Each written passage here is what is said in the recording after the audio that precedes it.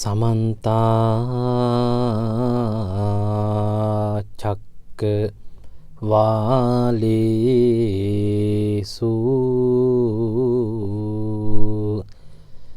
अत्रा गच्छन्तु देवता सद्दम्मं मुनिराजत्स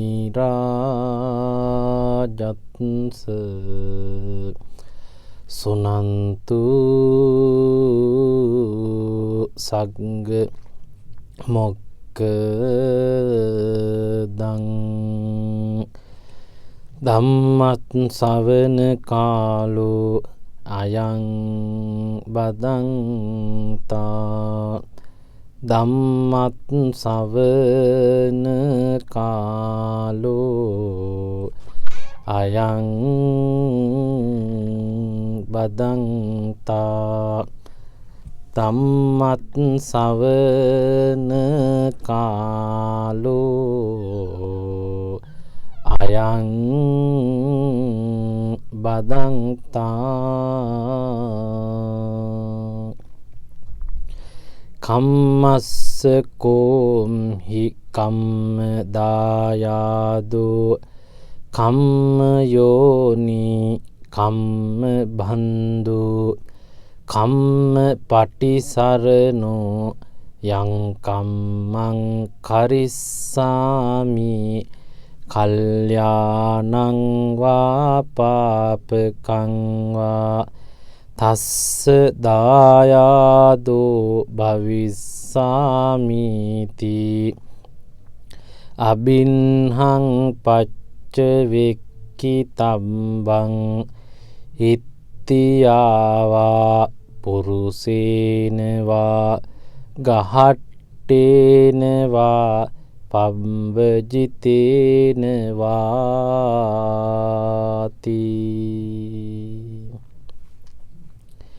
සදැහැති කාරුණික පිනුතුනි, සෑම සිකුරාදා දිනකම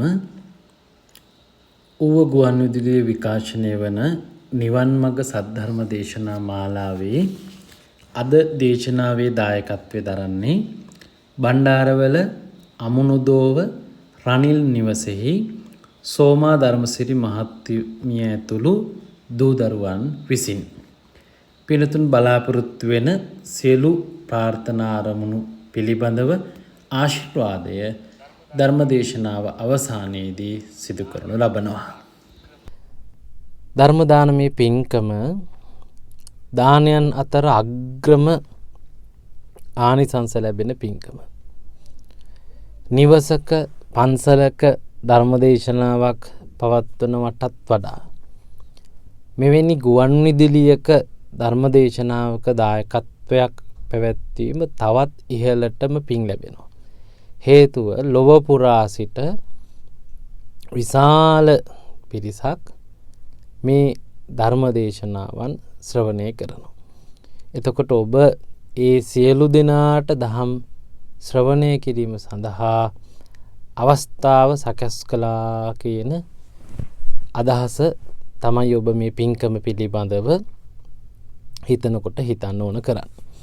ඒ නිසා ඔබ සිතන, පතන, කල්පනා කරන සෑම යහපත් වූ ප්‍රාර්ථනාවක්ම සමෘද්ධ වේවා කියන ආශිර්වාදයත් ඇතිව මේ උතුම් සද්ධර්ම දේශනාව පවත්වන්න බලාපොරොත්තු වෙමි.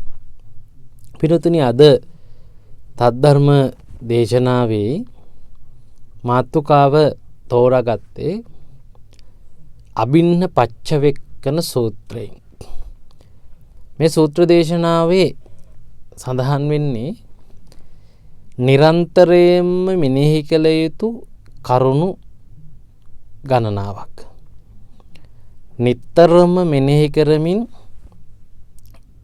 සිටිය යුතු මාතෘකා ටිකක් කල්පනාවෙන් ගිලිහෙන්න දෙන්නේ නැතුව ඔබ සෑම විටම ඔබේ මතකයේ රඳවාගත යුතු දේවල් යනු ඔබට ගොඩාක් වැදගත්, ඔබට ගොඩාක් බලපාන, ඔබ ගොඩාක් සැලකිලිමත් විය යුතු දේවල්. එහෙම කරුණු ගණනාවක් මේ පච්චවෙක්කන සූත්‍රයේ අභින්න පච්චවෙක්කන සූත්‍රයේ තියෙනවා. ඒ අතරින් ඊටා වැදගත් කරුණක් තමයි අද දේශනාවේදී පැහැදිලි කරන්නේ. ඉදිරියට අපි බලාපොරොත්තු වෙනවා මෙම දේශනාවේ තියෙන අනිත් මාතෘකා පිළිබඳවත් දේශන කිහිපයක් පවත්වන්න. වෙනතුනි මේ තියෙන්නේ කර්ම ශක්තිය පිළිබඳව බුදුදහමේ තිබෙන ඉගැන්වීම. ඔබ දන්නවා බුද්ධ දේශනාව තුළ කර්ම ශක්තිය කියලා නියාම ධර්මයක්. පුද්ගලයාගේ ජීවිතයට විවිධ බලපෑම් සිද්ධ කිරීමට දායක වෙන ශක්තියක් හැටියට විස්තර කරනවා. මේ ලෝකේ මිනිස්සු පුද්ගලයාගේ ජීවිතයේ විවිධ දුක්ඛ සැපට ජීවිතයේ විවිධ කටයුතු කාරණා වෙතට ජීවිතයේ විවිධ සාර්ථකත්වයන් අසාර්ථකත්වයන් සඳහා බලපෑම් කරන බලවේග පිළිබඳ හැමදාම කතා කළා. සමහරු කිව්වේ ලෝකපාලක දෙවියෙක් විසින් මේ සියල්ල අපට ලබා දීමේ කාර්ය සිද්ධ කරනවා. ඔහු තමයි බලගතු, ඔහු තමයි සියල්ල සිදු කරන්නේ, ඔහුට යටත් මේ සියලු තත්වයන් ඔහු තමයි සමීප කරගන්න ඕනේ. ඔබට සැප ඕන නම්, ඔහු එක්ක දුරස්භාවයෙන් යුක්ත නම්, ඔහු එක්ක අමනාප භාවයෙන් යුක්ත නම් ඔබට දුක් විඳින්න වෙනවා, ඔබට දුකෙන් මිදෙන්න බෑ කියලා දේවවාදී අදහස් ඇතමුන් මේ කාර්යයට පැහැදිලි කළා. ඇතැම් අය නක්ෂත්‍රය වාගේ විෂයන් තුළ ග්‍රහවස්තු සහ ග්‍රහ පිහිටීම මත අපට ජීවිතේ ඉරණම තීරණය වී තිබෙනවා කියලා යම් මිත්‍යා අදහසක් පැහැදිලි කර තිබෙනවා.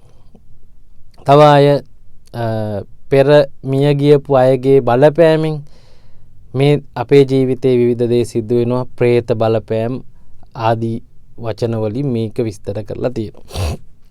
ඊළඟට ඇතැම් අය අනෙක් අයගේ හිත්වල අපි කෙරෙහි තියෙන දෘෂ්ටකම් අපේ දුකට බලපානවා. ඔවුන්ගේ හිත්වල අපි කෙරෙහි තියෙන මිත්‍රත්වය අපේ සතුටට බලපානවා කියලා මේ බාහිර පාර්ශවවලට තමා සම්බන්ධ ඉරණම, තමා සම්බන්ධ දුක සැප, තමා සම්බන්ධ ක්‍රියාකාරීත්වය බලපාන බව කතා කළා. මේ හැම එකකම බලපුවාම තේරෙන්නේ බාහිර බලවේග ගැන. ඔහොම යුගයක බුදුහාමුදුරුවෝ මේ ලෝකේ පහළ වුණේ විශේෂ විද්‍යාඥයෙක් හැටියට. උන්වහන්සේ සතුව තිබුණ පින්නතුනි විශේෂ ඥාන කීපයක්.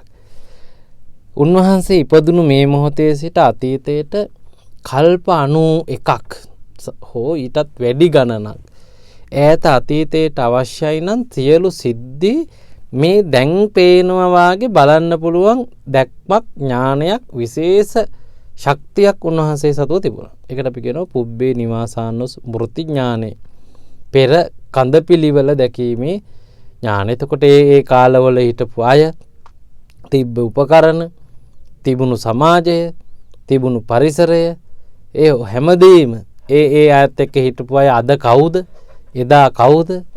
අද මේ දේ වෙලා තියෙන්නේ එදා මොකක් හින්දාද? එදා මොකක් කරපු හින්දාද වගේ ගොඩක් විස්තරාත්මකව මේ අසහාය චරිතයට බලන්න පුළුවන්. ඒක සාමාන්‍ය කෙනෙක් තතුව තියෙන ගුණයක්, හැකියාවක් කියලා හිතුවොත් ඒක විශාල ශක්තියක්. උන්වහන්සේට අනාගතයටත් බොහෝ අනාගත කාලයක් විශාල කාල පරාසයකට දකින්න පුළුවන්. අනාගතයට ලෝකයේ සිදුවෙන දේවල් ගැන. ඊළඟට උන්වහන්සේට පුළුවන් සියලු මිනිසුන්ගේ සිත්වල මොනවද මේ මොහොතේදී තියෙන්නේ, හිතෙන්නේ, ඔවුන්ට කොයි වගේද මේ ලෝකේ දැනෙන්නේ, ඔවුන් කොයි වගේද ඇත්තටම මේවා විඳින්නේ කියලා එක තැනක ඉඳලා බලන්න පුළුවන් ඥානයක්. ඒකට අපි කියනවා පරචිත්ත විඥානන ඥානය. අනිත් අයගේ සිත් දකීම, ඒ සිත්වල මොනවද තියෙන්නේ කියලා තේරුම් ගැනීම, ඒ සිත් එක්ක සිදු කරන සියලු ගනුදෙනු උන්වහන්සේ ළඟ ඉඳලා ඔක්කොම බලන්න පුළුවන්. ඊළඟට උන්වහන්සේ සතුව තිබුණා මේ ඒ අයවත් දන්නේ නැති ඒ අයගේ සංසාරගත කර්ම එකතුව පිළිබඳව. ඒ වගේම ඒ අයගේ මේ වෙනකොට සංවර්ධනය වෙලා තියෙන මට්ටම හෝ සංවර්ධනය වෙන්න තියෙන මට්ටම, ඒ වගේම සංවර්ධනය වෙන්න කරන්න ඕන කොයි දේද කියලා මේ ඔක්කොම උත්තර ඉතා ඉක්මනින් එන කම්පියුටරයක් වාගේ අමුතු ශක්තියකුත් උන්වහන්සේට තිබුණා. ඒකට අපි කියන චේතෝ පරිඥානය කියලා. ඒ පුද්ගලයාගේ කොච්චරක් ශ්‍රද්ධාව තියෙනවද, තව කොච්චරක් ශ්‍රද්ධාව වැඩෙන්න ඕනද, ඒකට මොකද්ද වෙන්න ඕනි. මේ විදිහට සද්ධා, වීර්ය, සති, සමාධි, ප්‍රඥා කියන පංච බල ධර්මයන්, පංච ඉන්ද්‍රිය ධර්මයන් ගැන උන්වහන්සේට එහෙම දැනෙනවා. අග්ගඤ්ඤ සූත්‍රය වගේ සූත්‍ර දේශනා වලින් අපිට මේ හැකියාව පිළිබඳව විශ්වාස කළ හැකියි. සත්ත්වසූරිය උග්ගමන සූත්‍රය වගේ සූත්‍ර දේශනා වලින් මේ හැකියාවේ අනුමාන හැකියාවේ මේ යථාර්ථවාදී බව පිළිබඳ විශ්වාස කළ හැකියි. මේ නවීන විද්‍යාව දැන් හොයාගන්න පෘථුවියෙන් පිට ජීවය ගැන කතා කරනකොට, චක්‍රාවාට ගැන සොයා ගැනීම කරනකොට, ඒ ලෝකවල ඉන්න ජීවී වර්ග ගැන සොයා ගැනීම කරනකොට අර මහා ඥානය පාවිච්චි කළා එදා මීට අවුරුදු 2600කට ඉස්සෙල්ලා උන්වහන්සේ කියලා තියෙන ලෝකේ සම්භවය, ලෝකේ විනාශය, ලෝකේ පැවැත්ම, ජන සමාජයේ පරිවර්තනය ආදී පරිණාමය ආදී පිළිබඳ උන්වහන්සේගේ කරුණු කාරණාවන් අපිට ඉතාමත් පුදුම සහගත සොයා ගැනීම හැටියට දකින්න කල්පනා කරන්න පුළුවන්. එහෙම මහා ප්‍රඥෙක් තමයි අපේ බුදුහාමුදුරුවෝ. විද්‍යාඥයෙක් විදිහට ගත්තොත් මේ හා සම ශක්තිය තියෙන විද්‍යාඥයෝ ලෝකේ ඉඳලා නැහැ. දාර්ශනිකයෙක් විදිහට උන්වහන්සේව ගත්තොත් පින්නතුනි මේ තරමට ශක්තියින් තිබුණු, තර්ක තිබුණු, විචක්ෂණශීලීත්වයක් තිබුණු, දැක්මක් තිබුණු දාර්ශනිකයෝ ලෝකේ ඉඳලා නැහැ. ඕන් එක ශාස්ත්‍රයක් ගැන මොනවා හරි ටිකක් අනිත් අයට වඩා වැඩියෙන් දන්නවා, ඒ ගැන කතා කළා. ඒකට ඔවුන් දාර්ශනිකයෙක් වෙලා. හැබැයි බුදුහාරෝ එහෙම කෙනෙක් නෙමෙයි. උන්වහන්සේට වෛද්‍ය විද්‍යාව නම් ඒක ගැන, තාරකා විද්‍යාව නම් ඒක ගැන, ව්‍යාකරණ නම් ඒක ගැන, පුද්ගලයාගේ ශරීරයේ ක්‍රියාකාරීත්වය පිළිබඳ ජීව විද්‍යාව නම් ඒක ගැන මේ මොකවත්ම නොදන්න දෙයක් නෑ.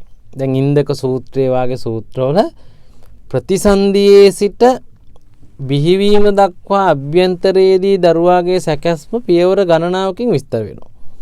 පටමං කලලං හෝති, කලලං හෝති අම්බුදං ජායති පේසි. මෙහෙම මුලින්ම කලලේ, ඊට පස්සේ දියරමේ තරලයක්, ඒකේ මස් පිඩු හැදෙනවා, ඒකෙන් මේ ඉන්ද්‍රියන් හැදෙන්න පටන්ගෙන ඊට පස්සේ ආයතන හටගෙන ඉවර වෙලා කුසෙන් බිහි වෙනවා කියලා මේ අද විද්‍යාව හොයාගන්න ඒවා. එදා මේක වෛද්‍යවරු හොයන්න තිබුණේ.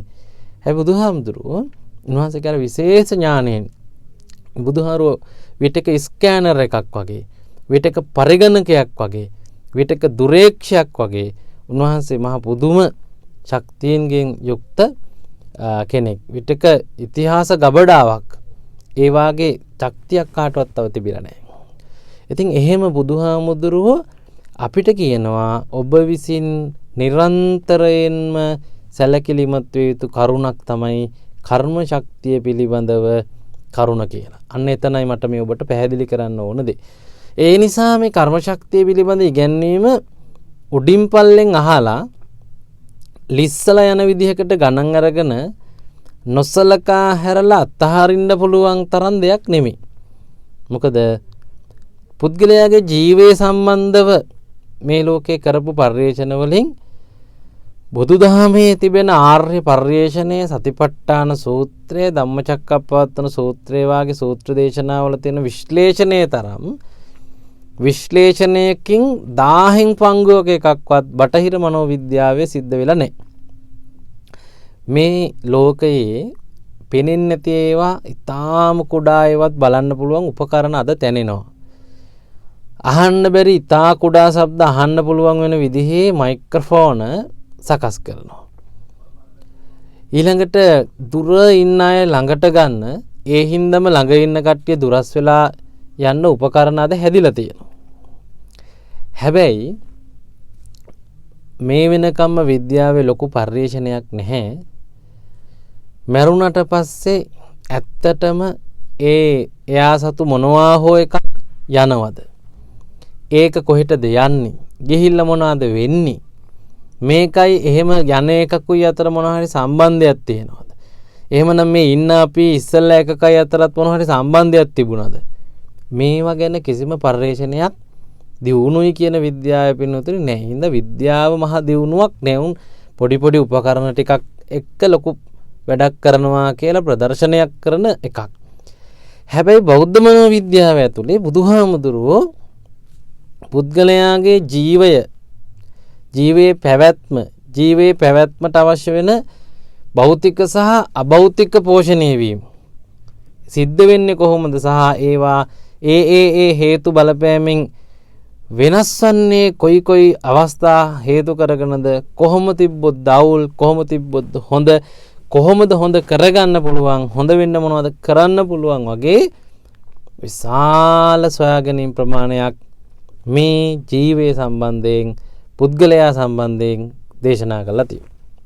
උන්වහන්සේගේ පංච නියාම ධර්ම පිළිබඳ ඉගෙනවීම පින්නතුනේ එහෙම සිදු කරන ලද ඉතාමත්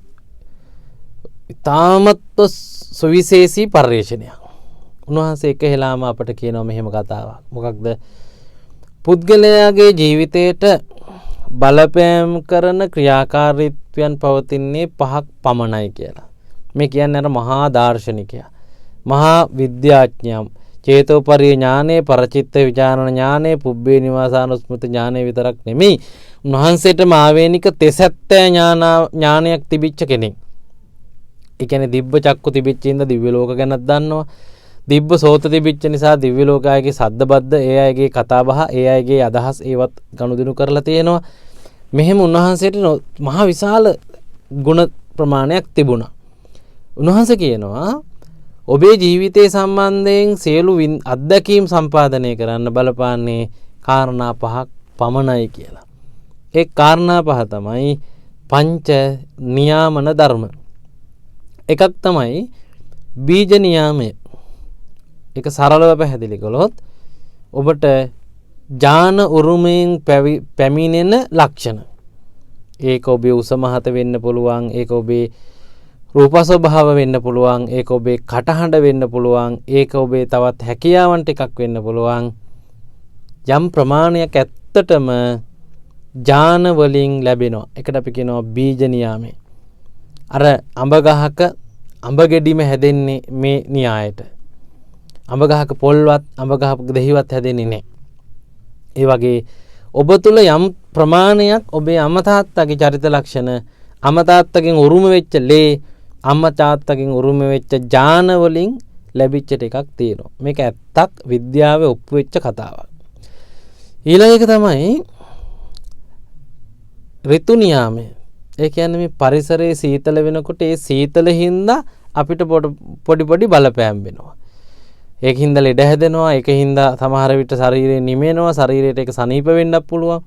මේ වගේ ශරීරයට, ඔබේ ජීවිතයට සබහාදහමේ තියෙන අවුව, වැස්ස, ඉරහඳ, මේ වටපිටාවේ තියෙන ජලය, වායුගෝලය, ඒ වගේ තියෙන පිරිසුදු අපිරිසුදු ස්වභාවයන්, ඒ වගේ තියෙන බොහෝ දේ පිනතුනි බලපානවා. ඒක ඇත්ත. දූෂිත වායුවක් ආග්‍රහණය කළොත් අපි සිහිසුන් වෙනවා. අපිට වැඩ කරන්න නම් එහෙමනම් හොඳ වායුව ඕන. ඒ වායුවේ තියෙන විවිධ විපර්යාස එක්ක අපේ ලෙඩ දුක් වෙනස් වෙනවා. ඒ වගේ මේ පරිසරයේ තියෙන දේවල් එක්ක අපි කළු වෙනවද, අපි සුදු වෙනවද, අපි උස වෙනවද, අපි ඇස් දිගද ඇදද, මේවත් රටින් රටට වෙනස් වෙලා තියෙන්නේ. සීත කාලයක් තියෙන ජනතාවට සහ සීත කාලයක් නැති අයට වෙනස් වෙලා තියෙන්නේ නිකන් නෙමෙයි. ඒකට තමයි කියන්නේ මේ ඍතු නියාමය කියලා. ඔබේ ජීවිතේට ගම් වතුර නිසා, මුහුද නිසා, මේ විවිධ විදිහේ නායයන් නිසා, වැස්ස නිසා ප්‍රශ්නත් වෙනවා, යහපතුත් වෙනවා. ඒක තීරණය වෙන්නේ සිද්ධ ඔබට පෞද්ගලිකව කොච්චරක් අදාළ වුණාද, කොච්චර විදිහකින් ඒකේ බලපෑම වුණාද කියන එක මත. ඒ නිසා ඒක ඇත්තක්. දෙවෙනි එක තමයි මේ ඍතු නියාමය. ඊළඟ එක තමයි ධම්ම නියාමය. ධම්ම නියාමය කියලා කියන්නේ මේ ලෝකේ කාටවත් වෙනස් කරන්න බැරි ස්වභාවික තත්වයන්. ලෝකේ තියෙන බඩු පරණ වෙනවා, දුර්වල වෙනවා, වෙනස් වෙනවා. ඒක අපේ ඇඟේ කෑලි වලටත් අදාළයි. අපේ ගෙදර තියෙන උපකරණ වලටත් අදාළයි.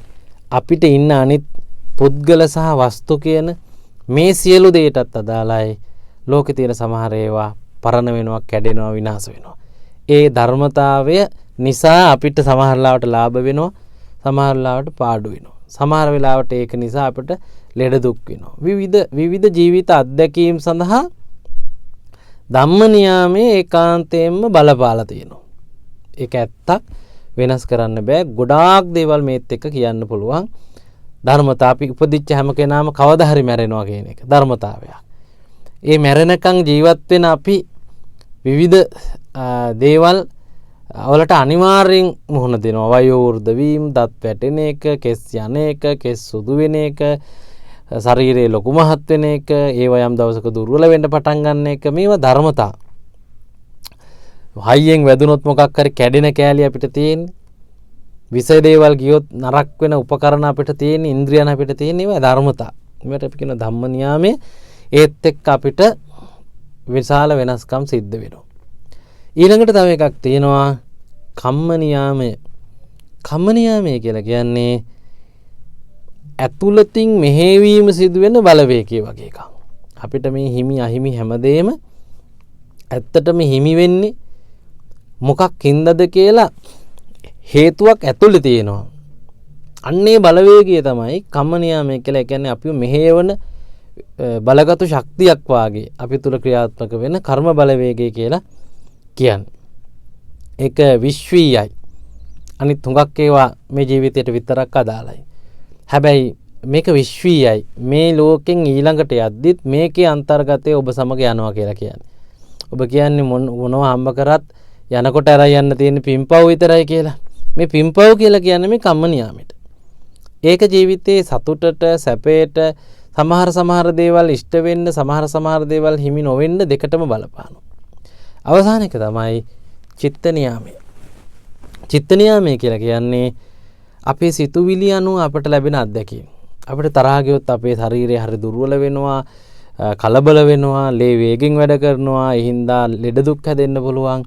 ඒ හින්දා ගන්න තීරණ නිසා අපිට ජීවිතයට ලොකු බලපෑම් වෙන්න පුළුවන්. මේ චිත්ත නියාමය නේද? සමහර ලාවට අපේ හිත ඉතා ඉක්මනින් යමකට රැවටෙන මොහොඩකමින් යුක්ත හිතක් නම් අපිට ඒ හින්දා ජීවිතේ ගොඩාක් තැන්වල වරදිනවා. ගොඩාක් උගුල් වලට අපි අහු වෙනවා. ඒ හින්දා සල්ලි පාඩු වෙයි. ඒ හින්දා චරිතය විනාශ වෙයි. ඒ හින්දා ජීවිතය අනාථ වෙයි. ගොඩක් දේවල් වෙන්න ඉඩ තියෙනවා. එහෙනම් බුදුහාරන්ගේ දෙවෙනි ප්‍රකාශනය තමයි මේ හැර කිසිම හේතුවක් ඔබේ ජීවිත ඉරණමට බල නොපානවා කියන එක. පළවෙනි කාරණාව තමයි අපේ ජීවිතයේ දුකට, සැපට, සතුටට, හිමිකමට යම් දේවල් වෙන්න නොවෙන්න මේ ඔක්කොටම බලපාන නියාම ධර්ම පහක් තියෙනවා. ඒ පහ තමයි මේ කිව්වේ කම්ම නියාමයේ, චිත්ත නියාමයේ, ධම්ම නියාමයේ, ඍතු නියාමයේ, බීජ නියාමයේ කියලා. දෙවෙනි ප්‍රකාශනය තමයි මේ පහ හැර මොකක්වත් ඔබේ ජීවිතයට බලපාන්නේ කවුරුන් හෝ ඔබට එහෙම යමක් කියා තිබෙනවා නම් ඒ ඔක්කොමයි තී මුලාවක්, මිත්‍යා දෘෂ්ටියක් ගණේට තමයි කියලා බුදුහාමුදුරු දේශනා කළා. අන්න ඒ අනුව දෙවියන් ගැන කිව්ව කතා, නක්ෂාස්ත්‍ර ගැන කිව්ව කතා, හෝනියන් ගුරුකම් ගැන කිව්ව කතා, පෙරේත බලපෑම් ගැන කිව්ව කතා. නේද? මේ වගේ විවිධ විදිහේ ගුරුකම් ඇතුළු මේ ඔක්කොම මතක තියාගන්න වංචාවල්. ඒවා ඇත්තටම ඔබේ ජීවිතේට පොඩ්ඩක්වත් බල නොපානවා කියලා කියන්නේ මේ විශාල ශක්තියක් තිබිච්ච උත්තමයන් වහන්සේ නමක්. උන්වහන්සේ ආගමික කතුවරයෙක් විදිහට නෙමෙයි, මම අර කිව්ව විදිහට හිතුවොත් උන්වහන්සේ මා පුදුම ශක්තියෙන් තිබුණු කෙනෙක්. ඒ හැකියාව මත ඉඳලා ලෝකය දැකලා කිව්ව ප්‍රකාශනයක් විදිහට හිතපුවාම මේ ප්‍රකාශනයන් අපිට ටිකක් වැදගත්. එතකොට ඊළඟ කාරණාව තමයි මේ ක්‍රියාකාරීත්වයන් අතර බලගත්තුම ක්‍රියාකාරීත්වය හැටියට කම්ම නියාමය උන්වහන්සේ සඳහන් කරන එක. සියල්ල කර්මයෙන් සිද්ධ වෙන්නේ නැහැ කියලා තියෙන බව ඇත්ත. හැබැයි ඒ සියල්ල කර්මයෙන් සිදු වෙන්නේ නැති හින්දා තමයි අනිත්‍යම ධර්ම ගැනත් කියලා තියෙන්නේ. ඒක තමයි බුද්ධ දේශනාව. හැබැයි සියල්ලටම කර්මයේ සම්බන්ධතාවයක් තියෙනවා කියලා බුදුදහමේ කියනවා. ඒ කියන්නේ ඍතු නියාමයෙන් ඔබ ලිස්සාගේ පස්කන්ධකට අහු වෙලා මැරෙන්න පුළුවන්. ඒ හැම මැරෙන්න හේතුව ඔබ යම් දිනයක කවුරුන් හෝ එහෙම පස් දාලා මරපු එක කියන එකත් බලපෑමක් වෙලා තමයි එහෙම වෙන්න පුළුවන් කියලා කියනවා. ඒ කියන්නේ හැම එකම නෙමෙයි බොහෝ ඒ වගේ. සමහර විට අපි ගම් වතුරකට අහු වෙන්නේ වැස්ස නිසා. වැස්ස සහ ගම් වතුර ඍතු නියාමයටයි තියෙන්නේ. ඒ හින්දා අපිත් අහු වුණා. අපි විතරක් අහු වුණේ ඇයි කියන එකට ඒකට අහු වෙලා මට මොනවද උනේ කියන එකට මම කරපු දේවල් අදාළයි කියලා තමයි ධර්මයේ කියන්නේ. අතීත කතා ඕනතරම් බුදුහාරෝන්ගේ කාලෙම කිව්වේව තියෙනවා. එතකොට දුෂ්කර ක්‍රියා කරපු හින්දා කොන්දේ අමාරුවක් හැදුනා. හැබැයි කොන්දේ අමාරුව ඇති වෙන්න හේතුවක් විදිහට කර්ම හේතුවකුත් සම්බන්ධ වෙලා තියෙනවා. ඒ වගේ කර්ම නියාමයේ ගැන කතා කරනකොට කියවෙන්නේ කම්ම නියාමයේ ටිකක් බල්ලගත්තු එකක් කියලා. ඒක අපිට දැනෙනවා මේ අද අපි කතා කරන අභින්න පච්චවෙක්කන සූත්‍රයේ කර්මයෙන් සිද්ධ වෙන්නේ මොනවද කියලා උන්වහන්සේ කියලා තියෙන කතන්දර වලින්. උන්වහන්සේ කිව්වා කම්මස්ස කෝම්හි මම කර්මයට අයිති කෙනෙක් කියලා හිතන්නලු. කම්ම දායාදෝ මට ලැබෙන ඔක්කොම බොහෝ දේවල්. ඒ කියන්නේ ආයුෂ වේවා, ශරීර වර්ණ හෝ වේවා මේවා කර්මයේ දායාද. චුල්ලකම්ම විභංග සූත්‍රයේ තියෙනවා ඔබ උස වෙන්නේ, ඔබ කොට වෙන්නේ, ඔබ මහත් වෙන්නේ, ඔබ පැහැපත් වෙන්නේ, ඔබගේ අතපය හීන වෙන්නේ, ඔබට විවිධ විදිහට විවිධ බලපෑම් සිද්ධ වෙන්නේ කර්ම ශක්තියේ දායාදයකින් කියලා. එතකොට ඔබ කරපු ක්‍රියාවට අනුව විපාක හම්බෙලා කියලා. නේද? එනෝ බලපුවාම කර්මය අපේ දෑවැද්ද. අපිට දැන් දෑවැද්ද කියන්නේ ඔබ යනකොට ඔබත් එක්ක ගෙනියන්න අවසර තියෙන ටිකක් නේ. ඔබ කැන්දාගෙන එනකොට ඒ කැන්දාගෙන එන කෙනා එක්ක අරගෙන එන්න අවසර තියෙන ටිකක් නේ දෑවැද්ද කියන්නේ සිංහලේ. නේද? ඒ අදහසින්ම තමයි කම්ම දායාදෝ කියන්නේත්. කර්මය ඔබගේ දෑවැද්ද. ඔබට යන එන තැනට ඔබ සමග යන්න ශක්තිය තියෙන, වරම තියෙන, හැකියාව තියෙන එකම ශක්ති විශේෂය තමයි මේ හිමිකම්පත. උරුමය එකතු කරගත්ත මේ හිමිකම්පත. ඒක තමයි කර්ම ශක්තිය කියලා කියන්නේ. ඊළඟට කියනවා කම්ම යෝනි. උපදින්නේ කර්මයෙන්. උපදින්නේ කොහොමද? කවුරු ළඟද? කා එක්කද? කොයි ලෝකෙද? මේ හුඟක් ඒවා අපිට කැමතිව තෝරගන්න බෑ. අපි මනුස්ස ලෝකෙද? අපි දිව්‍ය ලෝකෙද? අපි බ්‍රහ්ම ලෝකෙද? අපි තිරස්චාන ලෝකෙද? කොයි වගේ සතෙක් වෙලාද? මොන වගේ දේවල් එක්කද කියන එක තීරණය වෙන්නේ කර්ම ශක්තියට අනුව. සමහර සුනකයෝ ඉන්නවා මිනිස්සුන්ට වඩා සැප විඳිනවා. සමහර මිනිස්සු ඉන්නවා බල්ලන්ට හරකොන්ට වඩා ගුටි කන්න වෙනවා. දුක් විඳින්න වෙනවා. මේ දේවල් වලට බලපාලා තියෙන්නේ කර්ම ශක්තිය. කර්ම ශක්තිය තමයි ඔබගේ ඊළඟ උපතත් තීරණය කරන්නේ, මතක තියාගන්න. කර්ම ශක්තිය තමයි ඔබට ඊළඟ ජීවිතේදී උරුමය තීරණය කරන්නේ. කර්ම ශක්තිය තමයි දැනටත් ඔබට ඒ කටයුතු සිද්ධ කරලා තියෙන්නේ. මේක කියනවා කම්ම බන්දු. කවුද ඔබේ අම්මා? කවුද ඔබේ තාත්තා? කවුද ඔබේ සහෝදර සහෝදරියෝ? කවුද ඔබේ බිරිඳ? කවුද ඔබේ දරුවෝ? මේ වගේ සමීප නෑදෑයෝ කණ්ඩායම ඔබ ඉල්ලපු විදියට හම්බෙලා තියෙන්නේ. ඔබ ඇනවුම් කරපු විදිහට ඔබට ලැබිලා තියෙන්නේ. ඒ කාටවත් ඔබ හම්බුණා නෙමෙයි, ඔබට උරුමේ අය නිසා ඔබ එතන ඉපදුනා කියලායි ධර්මයට අනුව අපිට මේක පැහැදිලි කරගන්න වෙන්නේ. එතකොට ඔබට උරුම ඔබේ සම්බන්ධතා ටික, බන්දු කියලා කිව්වේ සම්බන්ධතා, ඒකට අම්මා තාත්තා දූ දරුවෝ ස්වාමි භාර්යා මේ වගේ ළඟම සමීප සම්බන්ධතාවයේ සිට ඔබට මුණ ගැහෙන හැම කෙනාම දක්වා අයිති. ඒ උරුමයට පින්තුනි ඔබේ කර්මය බලපාලා තියෙනවා. ඔබේ කර්මය කිව්වහම හොඳ පැත්තයි නරක පැත්තයි දෙකම ඔබ ගණන් ගන්න ඕන. ඔබේ කර්ම ශක්තිය ඒකට සම්බන්ධ වෙලා තියෙනවා.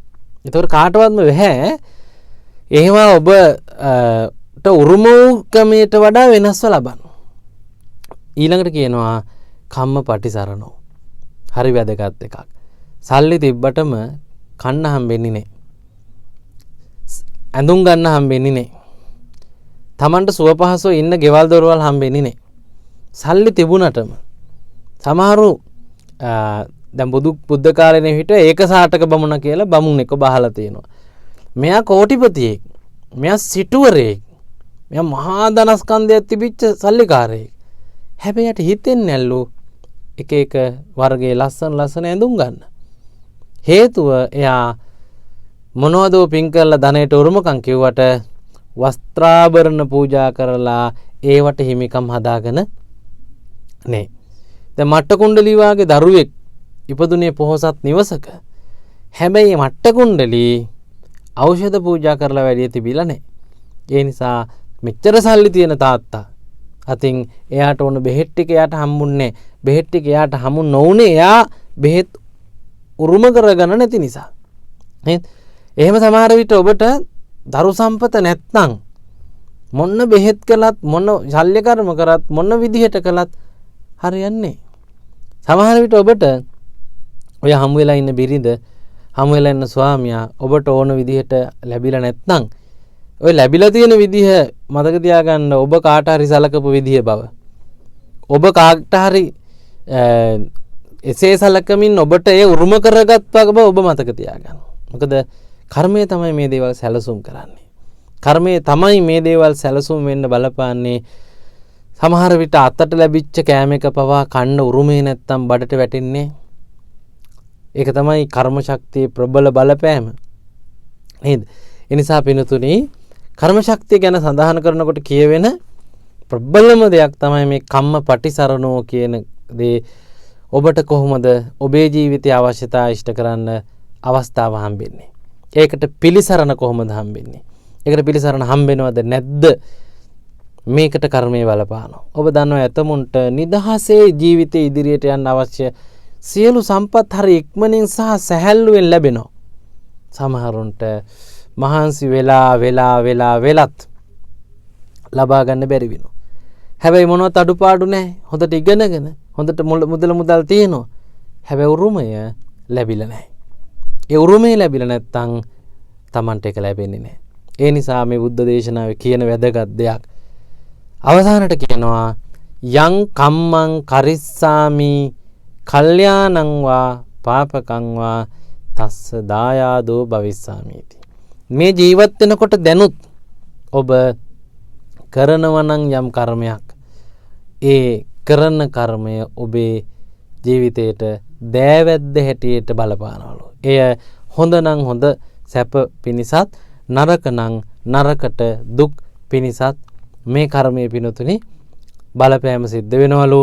හැමෝටම ඉත්‍යාවා පුරුෂේනවා ගහට්ටේනවා පබ්බචිතේනවා ස්ත්‍රීන් හෝ වේවා පුරුෂයන් හෝ වේවා ගිහි හෝ වේවා පැවිදි හෝ වේවා සෑම දෙනා විසින් මේ කරුණු ටික අබින්හං පච්ච වෙක්කිතබ්බා නැවත නිතර මෙනෙහි කරන්න කියලා බුදුහාමුදුරෝ දේශනා කරනවා. මොකද ඔබ දැනගත යුතුයි ඔබ දැන් හැසිරෙන විදිහ ඔබේ ඊළඟ මොහොතේ සිට උරුමය බව.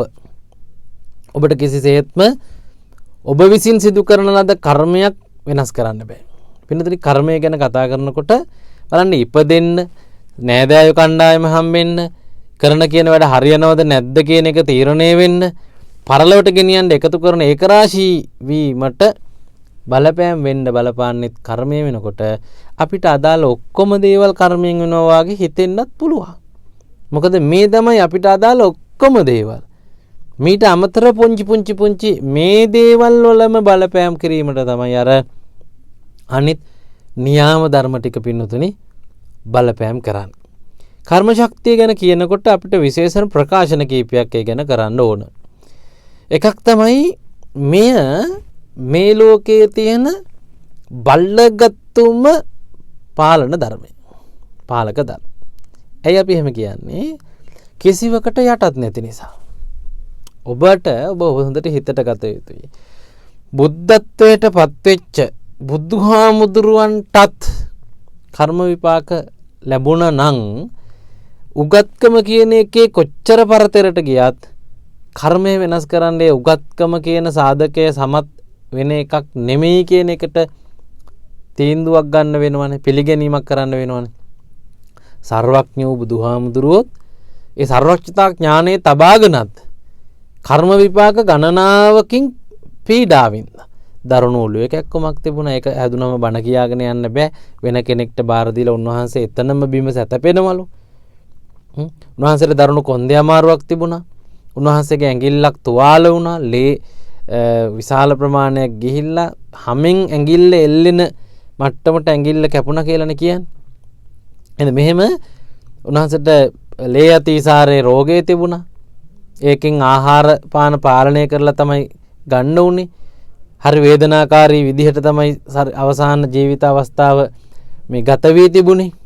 එතකොට කර්ම ශක්තිය කියන එක බුදුහාමුදුරුවන්ටත් බලපාලා තියෙනවා. එතකොට ඒක අපිට තේරෙන්නේ උගත්කම, ඉගෙන ගන්න කියන එක. මහාචාර්යද ආචාර්යද කතිකාචාර්යද මේකේ මොන මට්ටමද කියන එක. විද්‍යාඥද දාර්ශනිකද මේ ලෝකෙට නව නිර්මාණ කිරීම සිද්ධ කරපු මහා පුද්ගලයෙක්ද කියන එක අදාළ නැහැ.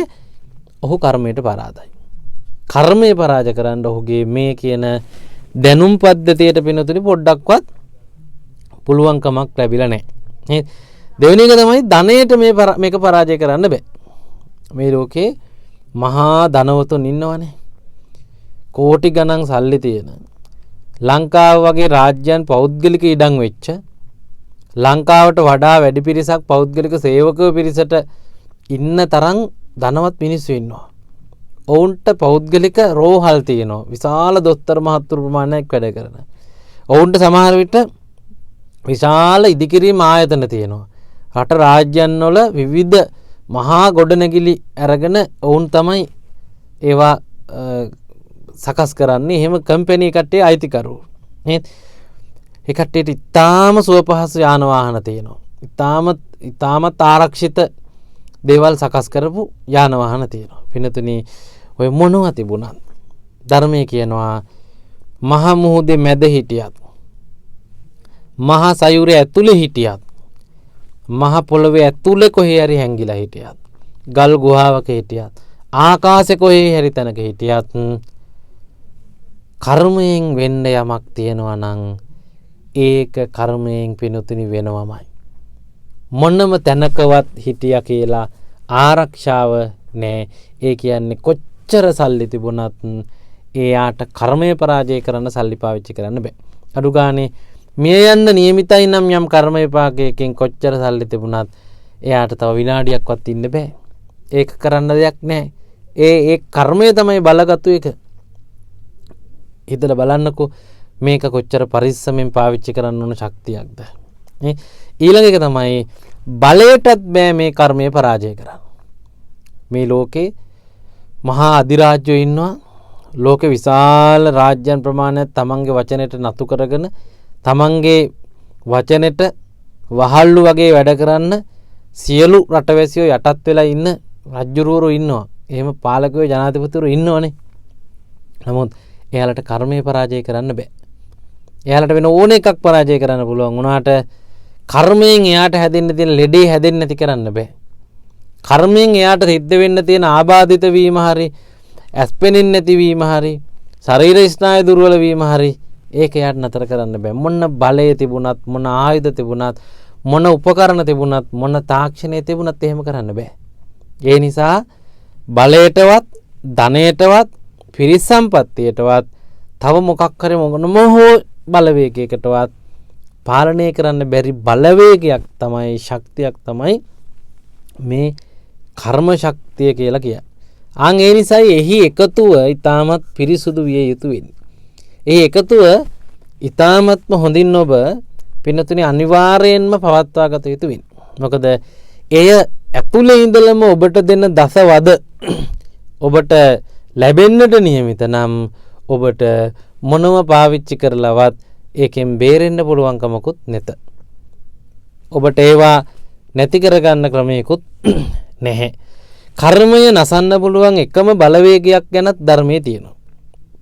ඒ තමයි යස්ස පාපං, යම් පාපයක් කුසලේන පෙතියති, තමන්ම කරන කුසලයකින් වෙනස් කරන්න පුළුවන්. මේක ගොඩක් දෙනෙක් දන්නේ නැති බණක්. හැබැයි ත්‍රිපිටකයේ කියවෙන කතාවක්. මේ ගැන මේ බණ වාක්‍ය නොකියා අදහස් ඔබ කියා තිබෙනවා. බලන්නකෝ කර්මයෙන් යම්කිසි කෙනෙක් වැඩුවොත් ධ්‍යාන එයා ඒ ධ්‍යාන බලය නිසා උපදිනකොට බ්‍රහ්ම ලෝකවල එහි ඉන්නකම්ම යාගේ කාම ලෝකේ පව් එකක්වත් විපාක දෙන්න බෑ විපාක දෙන්නේ නෑ. කර්මය කර්මයෙන්ම නසපු තැනක්. ඕකේ හොඳම හරිය තමයි ඔබ විදර්ශනා භාවනා නැමැති කුසල සිත උපදවා ගත්තොත් ඒකට කියන්නේ මාර්ගඵල චිත්තය කියලා. කර්ම ක්‍රියාකාරීත්වයක් හිතෙන් කරපු වැඩක්. ඒකට කියනවා අපි කර්මයන් කියලා. චේතනාහම් භික්කවේ කම්මං වදාමි නිර්වචනයට අනුව. හිතෙන් යම් කිසි කෙනෙක් කර්ම ශක්තියක් හැටියට සක්කාය දිට්ඨි ප්‍රහීන කිරීමේ කර්මය කරගත්තොත් ඒ කියන්නේ සෝතාපට්ටි ඵලයට පත්වීමේ කුසල හිත උපදවා ගත්තොත් එයාට එතනින් එහාට සියලු සතර අපායගාමී අකුසල අහෝසි කරන්න පුළුවන්. අහෝසි වෙලා යනවා. ඒ කියන්නේ කර්මය කර්මයෙන්ම විතරක් නහන්න පුළුවන්. කම්මක්කයෝ නිබ්බාණං කියන වචනේ ඔබ දන්නවා. එහි කියන්නේ මේ කරපු කර්ම ඔක්කොම නිෂ්ක්‍රීය කරන්න භාවනාවට පුළුවන් කියලා. භාවනාව කියලා කිව්වේ විදර්ශනාව. විදර්ශනාව තුළින් ලැබෙන අවිද්‍යා ප්‍රහීන වීම හේවත් දස සංයෝජන ප්‍රහීන වීමෙන් විනාශ වෙන්නේ කර්ම ශක්තිය. අහෝසි කර්ම කියලා ඔබ අහලා තියෙන කර්ම අහෝසි වන්නේ එහෙම. ඒ නිසා මේ ලෝකේ වෙනත් කිසිම බලවේගයකට යටත් නැති කර්මය කර්ම බලවේගයෙන් පමණක් යටත් කරන්න පුළුවන්. ඒකට ආවට ගියාට උඩින් පල්ලෙන් වංචනිකව කටයුතු කරලා බෑ. ඔබ අකණ්ඩව පවත්වාගෙන යන පිරිසුදු කර්මයක් අවශ්‍යයි. මේ සඳහා උත්සාහ කිරීමේ සුදුසුකමටපත් වෙන්න. මම ඒ කිව්වේ සීලේ තිබුණොත් විතරයි එතනින් එහාට මේ ක්‍රියාකාරකම් කරන්න පුළුවන් කියලා තියෙන බණ කතාව. මේ කර්ම නහන ව්‍යාපෘතිය ඒ අභ්‍යාසය පවා ආරම්භ කරන්න ඔබට කර්ම පාරිශුද්ධත්වෙම ඕන. ඒ කියන්නේ සිල්වත් භාවය. සිල්වත් භාවය පවත්වාගෙන යන කෙනෙක්ට තමයි කර්ම නහන තාක්ෂණය පාවිච්චි කරන්න පුළුවන්. එහෙම වුණොත් ඔබට මේ දුකෙන් මිදෙන්න එකෙන් ලොකු බලපෑමක් කරගන්න පුළුවන්. මේ ලෝකයේ තියෙන නීතියයි කර්ම නීතියයි කියන දෙකෙන් ඊටාම තද බල බලගතු එක කම්ම නීතිය. ලෝකේ තියෙන නීති හදලා දෙන්නේ මිනිස්සු. මිනිස්සුන්ට හිතිච්ච විදිහට. සමහර විට මහා බලු වැඩවලට පොඩි නීති තියෙන්නේ. පොඩි දඬුවම් තියෙන්නේ. සමහරට පොඩි වැරදි වැඩවලට මහා දඬුවම් තියෙනවා. රටෙන් රටට මේක වෙනස්. අපේ රටේ හොරකම් කරාට අත් කපන්නේ නැහනේ. සමහර විට සමහර රටවල් වල හොරකම් කරාම අත් කපනවා, ඇඟිලි කපනවා, ඒ වගේ දේවල් කරනවා. සමහර රටවල් වල හිස ගසා දානවා. මේ දෙන උපරිම දඬුවම පවා නීතිය කියන්නේ පොඩි එකක්. ඒක මේ ජීවිතෙන් එහාට බලපාන්නේ. ඔබ රටක හිටියොත් ඒ රටේ ඉන්නකන් තමයි රටේ නීතිය ඔබට බලපාන්නේ. මේ ලෝකෙ හිටපුවහම මේ ලෝකේ තියෙන පොදු නීති ඒ රටක ඉන්න නීතිය රටේ මේ ජීවිතයට බලපාන. හැබැයි කම්ම නීතිය කොහොමද? කම්ම නීතිය සංසාර උරුමයක්. සංසාර දඬුවමක්. ඔබ ගණන් ගන්නේ 31 තලයේ දුවන ජීවියෙක් හැටියට. අපි ගණන් ගන්නේ දැන් මේ කොළඹට නුවරට ගාල්ලට දුවන ජීවියෙක් හැටියට අපේ ලෝකේ අපි ගණන් ගන්නේ. නමුත් කර්මය ඔබව ගණන් ගන්නේ 31 තලයේම දුවන ජීවියෙක් හැටියට. වැරදි කරොත් දානවා දඬුවම් සහිත කලාපෙට. හොඳ වැඩ කළොත් දානවා ඊටාම යහපත් තැනට. හොඳ නරක දෙකම කරොත් දානවා හැදිලා වරෙන් කියලා මිනිස් ලෝකෙට. හැදෙනව නම් හැදිලා වරෙන් කියලා වාගේ මිනිස් ලෝකෙට මේ කම්ම නියාමයේ විසින් වටනවා. ඒකෙදිත් ආය වැරදි කළොත් දඬුවම් කලාපෙට, හොඳ කළොත් යහපත් කලාපෙට. හොඳටම හොඳ කරගත්තොත් දඬුවමෙන් නිදහස් වූ විමුක්තියට ඔබට යන්න පුළුවන්. නේද? එතකොට ඒ தത്വයටපත් වෙන්නට තමයි මේ කර්මය ගැන නැතර නැවත හිතන්න කියන්නේ. කර්මය බුදු පසේ බුදු මහරහතුන් වහන්සේට පවා විපාක දුන්නා නම් අපි වෙන අය ගැන කවර කතාද කියලා තමයි ධර්මය කියන්නේ. ඒ නිසා පින්නතුනි ඔබ සිදු කරන පුංචි කුසල කර්ම වලින් ඔබ කරපු මහා බරපතල පව් යට ගහන්න බෑ. උදාහරණ තමයි ධර්මාශෝක රජුරු 84000ක් චෛත්‍ය හැදුවා. හැබැයි තරහ ගිහිල්ලා ස්වාමින් වහන්සේ නමකට කතා කරපු කර්මයේ බැනපු කර්මයේ විපාකේ යට ගහන්න බැරි වුණා. නේද? හැබැයි මතක තියාගන්න දැන් අද මිනිස්සු හිතාන ඉන්නවා උපන්දා සිට කරපු පව් නැත වරක් වැන්දොත් කැලණියේ කියලා. එක පාරක් මේක වැඳගත්තා නම් හරියටම හරියයි කියලා. ඒක ඒ කාලේ කැලණියට මිනිස්සු ගෙන්න ගන්න ගහපු වෙළඳ දැන්වීමක්. එහෙම මිසක් කැලණියට ගිහිල්ලා වැඳ කියලා සියලු කර්ම හොසි වෙන්නේ නැහැ. නේ මේක අද වෙනත් විදිහකට අපේ සමහර ස්වාමින් වහන්සේලා දේශනා කරනවා මිනිස්සුත් ඇවටලා ඉන්නවා උපන්දා සිට කරපු පව් ප්‍රහීන වෙනවා එකක් කළොත් කටින පිංකම් කියලා. එහෙම වෙන්නෙත් නැහැ. එහෙම වෙන්නෙත් නැහැ. මේ ඔක්කොම පිං මේ දෙකම කර්ම මේ දෙකටම විපාක හම්බ වෙනවා. කර්ම ක්ෂය කරන්න පුළුවන් අවස්ථාව වෙන්නේ මොකක්ද? භාවනාව. භාවනාව තුළින් කර්ම ක්ෂය කළ හැකි. ඒ ක්ෂය කිරීම හැරපිනුතුනි අන් කිසිම ආකාරයකින් මේ මහා බලගතු තත්වය ඔබට වෙනස් කරන්න පුළුවන්කම ලැබෙන්නේ නැහැ.